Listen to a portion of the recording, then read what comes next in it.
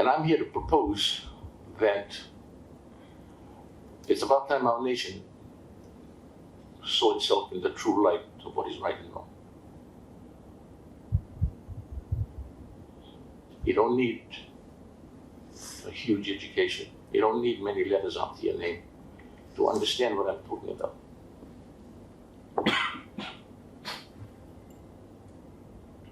What is fair and just in a country, we must all work to achieve it. We've got a great deal of hurt in our country. I'm responsible for a large part of it. Like I say, the principle of confession.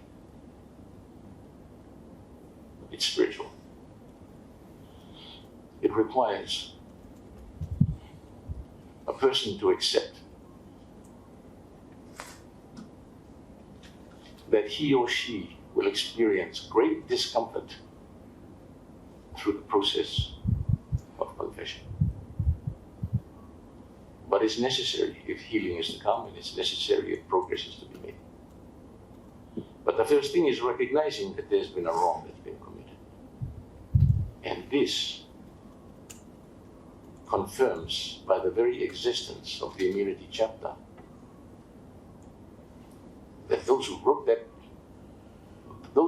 this know that they committed a great wrong, because they've gone to such great lengths to protect themselves from the orange uniform that I wore for many, many years.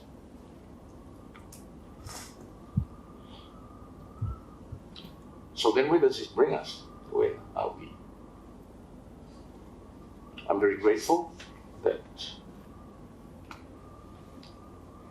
there was change in government in 2022.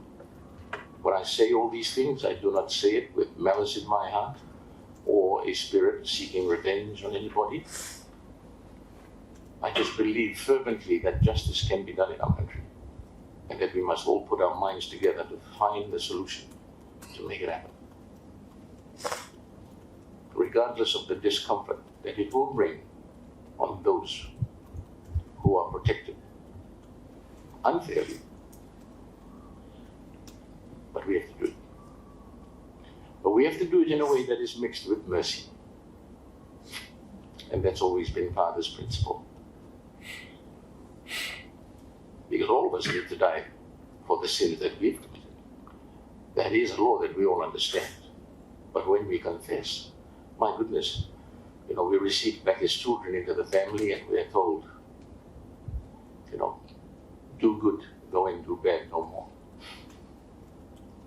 We understand that principle. If it not for that principle, no one would confess. But we confess because we see that we shall receive mercy. And it's good for the soul. And it's good for a country to own up to the things that are enshrined and keep from the confession and the healing and the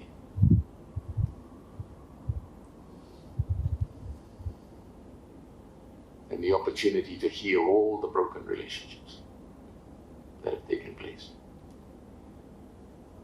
That's why as long as this document is in force, inverted commas, as long as this document purports to be the law of the country, and yes, out of convenience, it's been adopted.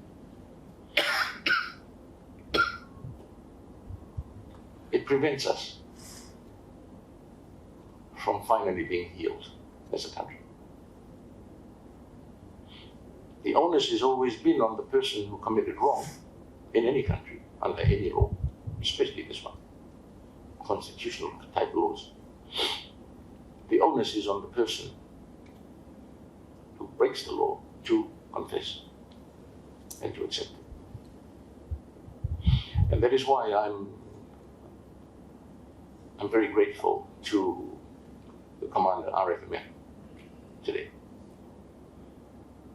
With respect, I just never expected that to come from the military. I just didn't. But my thank yous went up to heaven, faster than the speed of light many times over. Just thanking the Lord that here's a man and an institution that has reflected on its own shortcomings and decided to confess and to accept the consequences.